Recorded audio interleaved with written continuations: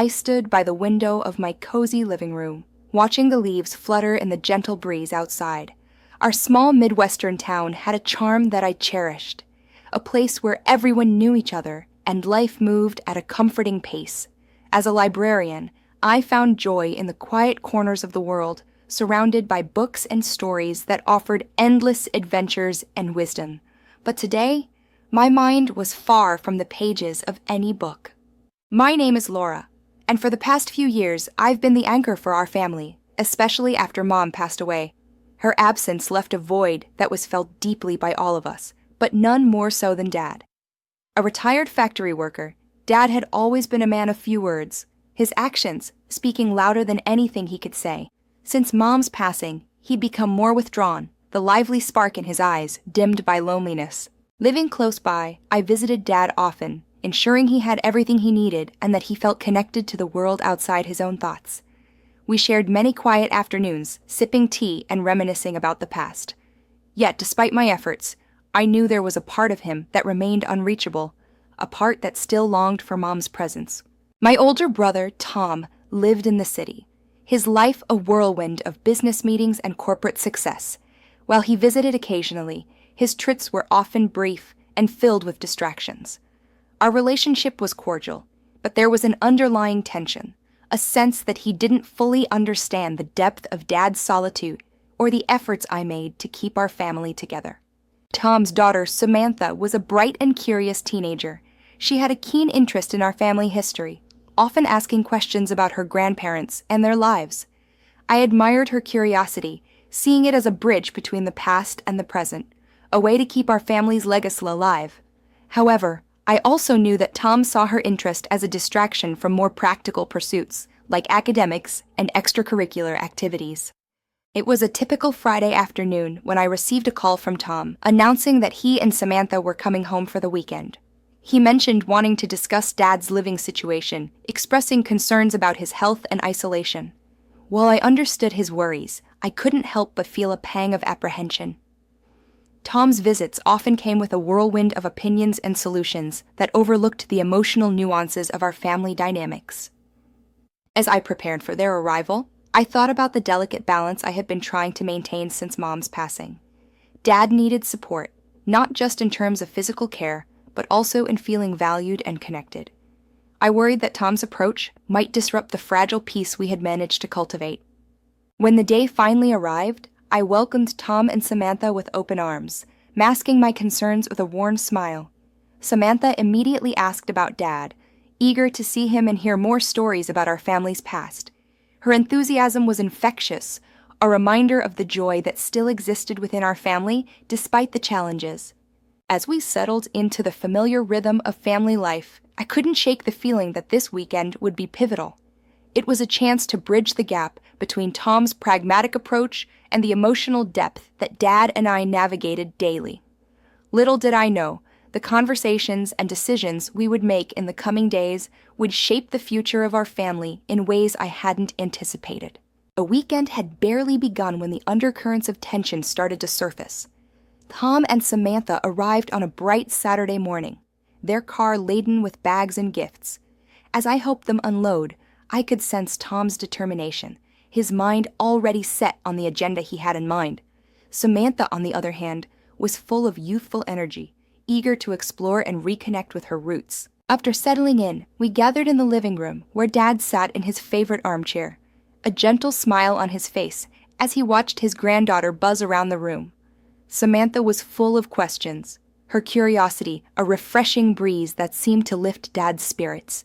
She asked about the old photographs on the mantel, stories of Mom and Dad's early days, and the history of our house. Dad's eyes twinkled with a hint of their former brightness as he recounted tales of the past. But as the morning turned to afternoon, a conversation inevitably shifted to more pressing matters. Over lunch, Tom broached the subject that had brought him home.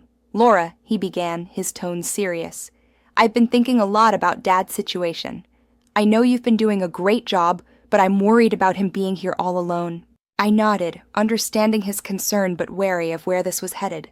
"I know, Tom. It's something I've been thinking about too, but Dad loves this house and it's filled with memories of Mom. I don't want to take that away from him. Tom leaned back, crossing his arms. I get that, but we have to be realistic. He needs more support than you can provide alone. I think it's time we consider moving him to a retirement community where he can have around-the-clock care and social activities. Dad, who had been quietly listening, shifted uncomfortably in his chair. His expression was a mix of apprehension and resignation, as if he had anticipated this conversation but dreaded its arrival. I appreciate your concern, Tom, he said softly, but I'm not ready to leave this place just yet. Samantha, sensing the growing tension, chimed in. Grandpa, what if we found a way to bring more of the community to you? Maybe we could organize some activities here, or have more family visits. Our suggestion was a welcome interjection, a reminder that there might be alternatives to the stark choices being laid out. I looked at Tom, hoping he would see the value in considering options that respected Dad's wishes while addressing his concerns.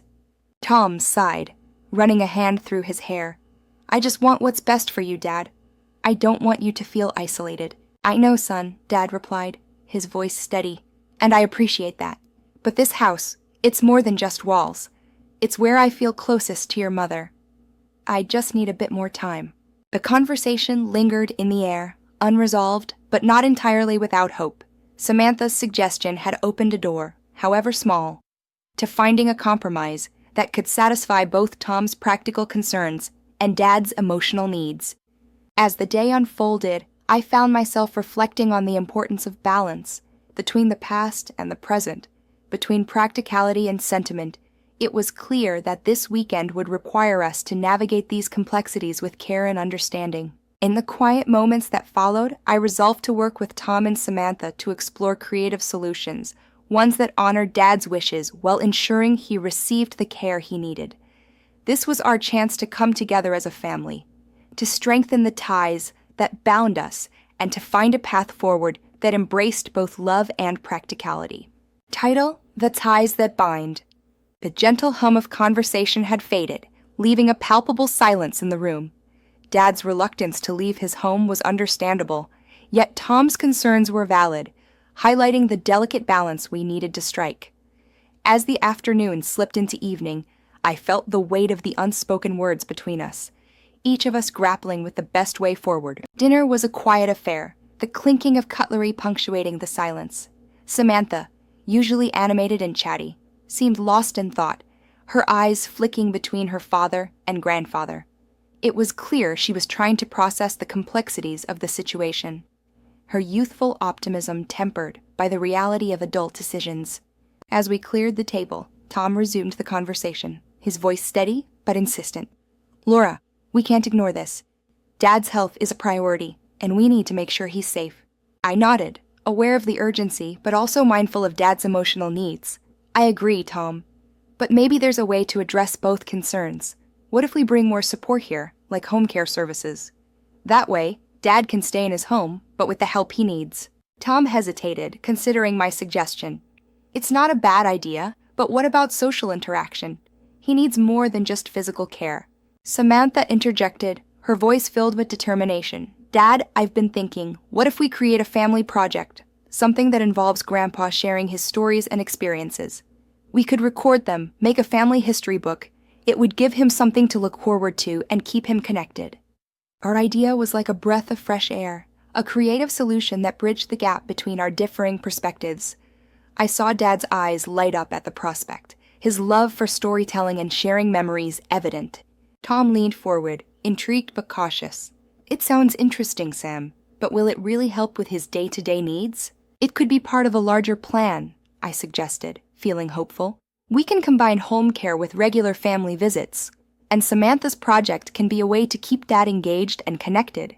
Dad smiled, his gaze resting on Samantha. I like that idea, Sam. Your grandmother always said our stories are what keep us alive. I'd love to share them with you. The shift in the room was tangible, a subtle easing of tension as we began to explore these possibilities.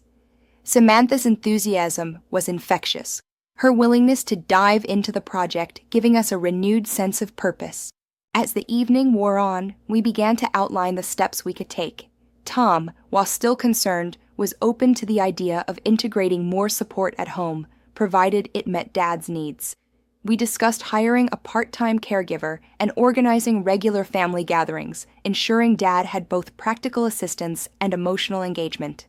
Samantha's project took shape as we brainstormed ideas, from recording interviews with Dad to sifting through old photographs and documents. It was a way to honor our family's past while building a bridge to the future, a tangible reminder of the love and legacy that bound us. By the time we retired for the night, I felt a sense of optimism. We hadn't solved everything, but we had taken a significant step toward finding a resolution that respected Dad's wishes and addressed the concerns Tom had raised. It was a turning point, one that opened the door to new beginnings and reaffirmed the strength of our family ties. As I lay in bed, I reflected on the day's events, grateful for the opportunity to come together and chart a path forward. The journey ahead would require patience and cooperation, but I was confident that as a family, we could navigate the challenges and embrace the possibilities that lay before us. The following morning dawned bright and clear, a perfect reflection of the newfound clarity we had achieved as a family. The previous day's discussions had set the stage for a new chapter, one where Dad's needs and desires were at the forefront, supported by a plan that embraced both practicality and sentiment. As we gathered for breakfast, the atmosphere was noticeably lighter. Samantha was already buzzing with ideas for her project, her notebook filled with questions she wanted to ask Dad. Her enthusiasm was contagious, and I could see how much it meant to Dad to have her interest and attention focused on him. Tom, too, seemed more at ease. He had spent the night researching home care options and had already made a few phone calls to local agencies. His proactive approach was reassuring, a sign that he was committed to finding a solution that worked for everyone. "Laura," Tom said, over a plate of pancakes, "I found a couple of good agencies that offer part-time care. They can help with meals, medication, and even some light housekeeping. It might be a good start." I nodded, pleased that he was taking the initiative. "That sounds great, Tom. We can schedule some interviews and see who might be the best fit for Dad." Dad, who had been quietly sipping his coffee, chimed in. "I appreciate everything you both are doing. I know it's not easy, but it means a lot to me to stay here, surrounded by memories of your mother." Samantha looked up from her notebook, her eyes bright. "Grandpa, I was thinking we could start with some of your childhood stories. What was it like growing up here?" Dad chuckled, a warm, nostalgic sound. "Oh, those were simpler times. We didn't have all these gadgets, but we had plenty of adventures. I'll tell you about the time your great-uncle and I tried to build a treehouse." As Dad launched into his tale, I watched as Samantha leaned in, captivated. It was a beautiful sight, one that reaffirmed our decision to keep Dad at home, where his stories and memories thrived. The rest of the day unfolded with a sense of purpose. Tom and I made calls and scheduled appointments with potential caregivers, while Samantha spent hours with Dad, recording his stories and flipping through old photo albums. The house buzzed with activity, a hive of family collaboration and connection. By afternoon, we had a short list of caregivers to interview in the coming week. Each agency promised compassionate and professional care, and I felt hopeful that we would find someone who would fit seamlessly into our lives. Meanwhile, Samantha's project was gaining momentum. She had already recorded several hours of Dad's stories, each one a vivid tapestry of our family's history. Her dedication was inspiring, a reminder of the power of storytelling to bridge generations and preserve legacies. As the sun began to set, casting a golden glow through the windows, we gathered once more in the living room. Dad was in high spirits, buoyed by the attention and the prospect of seeing his stories come to life through Samantha's project. "Thank you," he said, his voice filled with emotion. "I know this hasn't been easy, but having you all here, working together, it means the world to me." Tom smiled, a genuine warmth in his eyes. "We're family, Dad. We'll always find a way to make things work." And in that moment, I knew we had turned a corner. The challenges hadn't disappeared, but we had forged a path forward, one that honored Dad's wishes and strengthened the bonds between us. It was a testament to the resilience of family and the enduring power of connection. The previous day's discussions had been tough, confronting the reality of Dad's needs and our limitations. But now, as we embarked on this new beginning, there was a sense of hope and unity. We were ready to embrace the future, confident in the knowledge that together, as a family, we could overcome any obstacle. The week following our family meeting was a whirlwind of activity and adjustments as we put our plans into action. Tom and I were busy interviewing potential caregivers, each meeting bringing us closer to finding the right person to support Dad at home. Meanwhile, Samantha's project was flourishing, her recordings turning into a beautiful tapestry of our family's history. One afternoon, as I sat with Dad in the living room, he shared how much he appreciated the changes. "It's been a long time since I've felt this alive," he admitted, his eyes twinkling with renewed energy. "Having Samantha around has been a blessing. She's brought back so many memories." I smiled, feeling a warmth spread through me. "She's really taken to this project, hasn't she? It's wonderful to see her so engaged." Dad nodded, his gaze softening. "And you and Tom working together? It reminds me of how your mother and I used to tackle challenges, always as a team." His words were a poignant reminder of the legacy of love and unity that Mom had left us. It was this foundation that had enabled us to navigate the complexities of the past few weeks and find a path that embraced both Dad's needs and our family's future. Later that week, Tom and I finally found a caregiver who seemed perfect for Dad. Her name was Ellen, a warm and compassionate woman with years of experience in elder care. She had a gentle demeanor and a genuine interest in getting to know Dad, which immediately put him at ease.